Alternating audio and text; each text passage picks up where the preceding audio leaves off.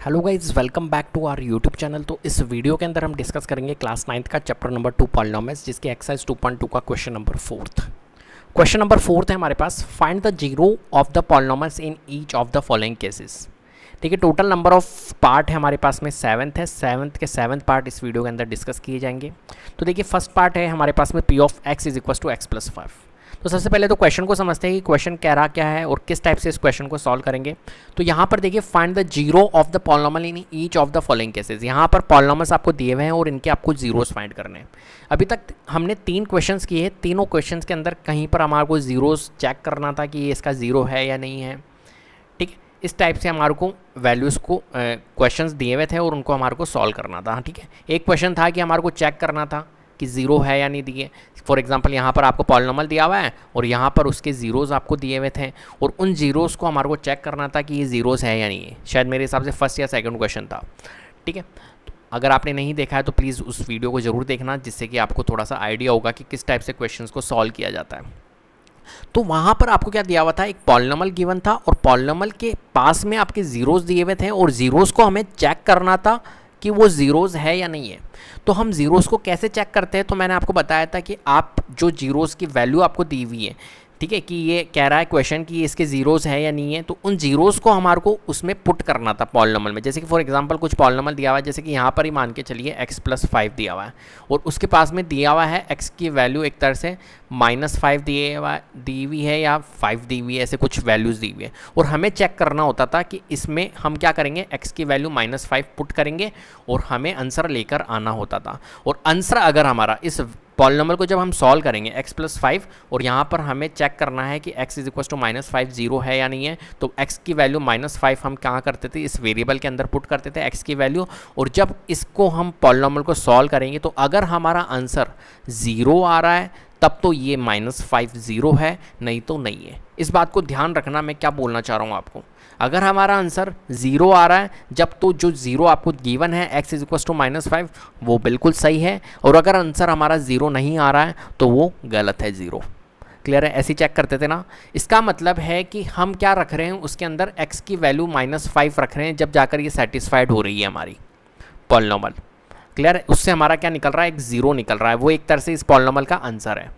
ठीक है, तो कहने का मतलब क्या है, कहने का मतलब है कि यार पॉलिनोमियल ऑफ x, जैसे कि यहाँ पर ये गिवन है पॉलिनोमियल ऑफ x, जो पॉलिनोमियल ऑफ x होगा वो किसके इक्वल में होगा, 0 के इक्वल में होगा। जब भी तो हमारे x की वैल्यू फाइंड होगी। बात समझ में आ रही है नहीं आ रही है? ठीक है, तो हमारी जितने भी पॉलिनोमियल्स दिए हुए हैं इनके सामने हम क्या रखेंगे, इक्वल में 0 रखेंगे। इस बात को समझना।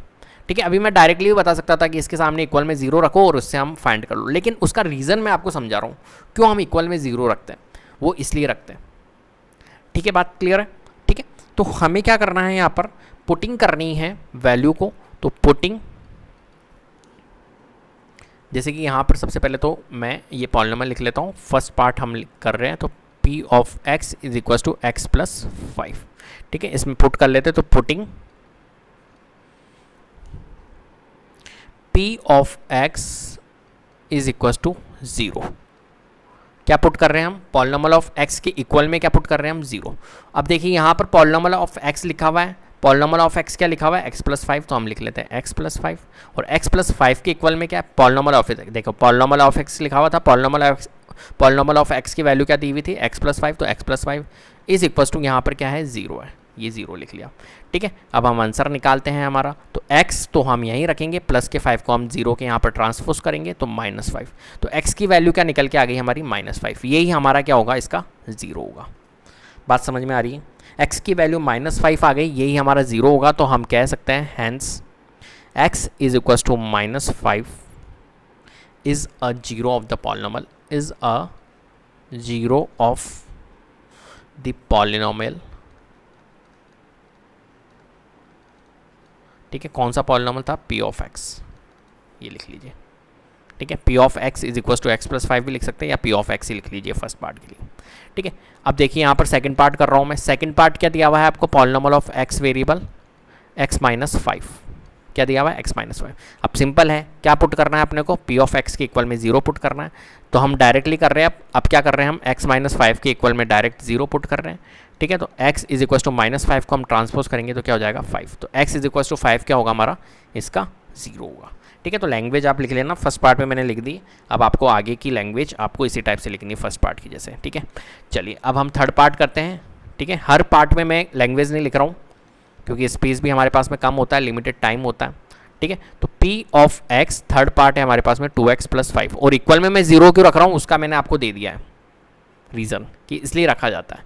तो p ऑफ x = 2x + 5, तो हम क्या करेंगे, जो पॉलिनोमियल आपको दिया हुआ है 2x + 5 के इक्वल में क्या रखेंगे, पहले तो 0 को रखेंगे एंड देन उसके बाद में ट्रांसपोज करेंगे। तो 2x प्लस के 5 को पहले तो हम ट्रांसपोज करते तो -5, देन x = यहाँ पर 2 को भी हम ट्रांसपोज कर देते तो -5/2, माइनस का 5/2 हमारा क्या होगा, इस पॉलिनोमियल का 0 होगा। ठीक है, तो सिंपल सी बात है, वेरिएबल की वैल्यू को आपको फाइंड करना है। जैसे कि फॉर एग्जांपल यहाँ पर 2x + 5 ये पॉलिनोमियल दिया हुआ है, तो यहाँ पर वेरिएबल कौन सा आ रहा है, x आ रहा है, तो x की वैल्यू को फाइंड करना है।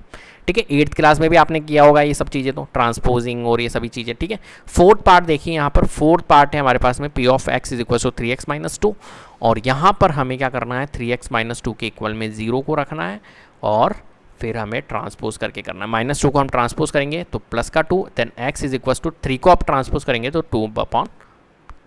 तो फोर्थ पार्ट की वैल्यू आ गई हमारी, x की वैल्यू 2/3, तो ये हमारा 0 होगा। ठीक है, ऐसे लैंग्वेज के फॉर्म में लिख लेना और ये पुटिंग वुटिंग सब आपको लिखना है।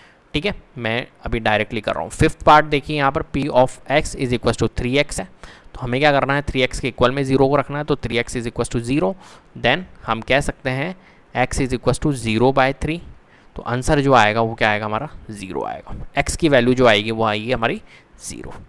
ठीक है, अब देखिए 6 पार्ट करते हैं हम।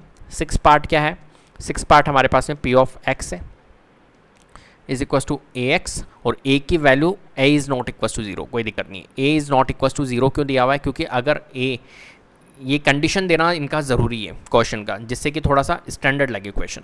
ठीक है, अगर 0 नहीं देंगे तो ऑब्जेक्शन आ सकता है कि अगर a 0 आएगा तो फिर तो आंसर निकलना पॉसिबल नहीं है ना, इसलिए a is not equal to 0 दिया हुआ है। अब यहाँ पर देखिए क्या करेंगे, हम ax के इक्वल में क्या रखेंगे, हम 0 को रखेंगे, देन क्या कर सकते हैं, अब देखो ax के इक्वल में किसको रखा हमने, 0 को रखा, देन हम क्या कर सकते हैं, किसकी वैल्यू निकालनी है हमने को, वेरिएबल की वैल्यू। वेरिएबल क्या है, x, तो x की वैल्यू निकालनी, तो x = 0/a। 0/a क्या होगा हमारा, 0 होगा, सिंपल सी बात है। ठीक है, बात समझ में आ रही है। तो क्या आया हमारा, x = 0। अब यहाँ पर देखिए 7th पार्ट है हमारे पास में p of x = cx + d। ठीक है, अब पॉलिनोमियल दिया हुआ है आपको cx + d, तो cx + d = 0। cx + d के इक्वल में 0 रखा हमने, देन हमें किसकी वैल्यू निकालनी है, x वेरिएबल की वैल्यू निकालनी है। तो हम सबसे पहले तो cx को रखते हैं यहाँ पर, d को हम ट्रांसपोज कर देते तो -d, एंड अब x की वैल्यू निकाल सकते हैं, तो c को ट्रांसपोज कर देते तो -d/c, तो -d/c हमारा क्या आएगा, इसका 0 आएगा। तो हर एक पार्ट के हमने जीरोस फाइंड कर लिए। इस टाइप से आपको जीरोस फाइंड करने हैं, बहुत आसान है, बस ट्रांसपोज करना होता है। फॉर एग्जाम्पल के तौर पर मैं आपको समझाता हूँ। यहाँ पर एक एग्जाम्पल मैं आपको ऐसा ही दे देता हूँ।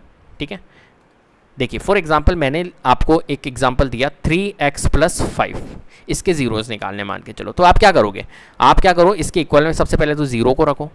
ठीक है, ऐसे ही 0 फाइंड होगा, एंड फिर उसके बाद में आप ट्रांसपोज करो। देखो प्लस के 5 को पहले ट्रांसपोज करो तो -5, देन x = अब 3 को ट्रांसपोज करो तो -5/3, तो -5/3 इस पॉलिनोमियल का क्या होगा, 0 होगा। क्लियर है, आप चेक भी कर सकते हो कि क्या ये 0 हमने निकाला वो सही निकाला। कैसे चेक करेंगे, देखिए यहाँ पर 3x + 5 = 0। ठीक है, अब -5/3 x में पुट कर लो, तो 3 × देखिए x जहाँ पर है वहाँ पर -5/3 पुट करो = 0। अब देखो 3 से 3 कट, -5 बचा, -5 + 5 क्या आ रहा है, 0 आ रहा है -5। और 0 हम कैसे चेक करते हैं, ऐसे तो चेक करते हैं, तो ये बिल्कुल सही है हमारा, जो -5/3 हमने 0 निकाला वो बिल्कुल राइट निकाला। तो आप चेक भी कर सकते हो।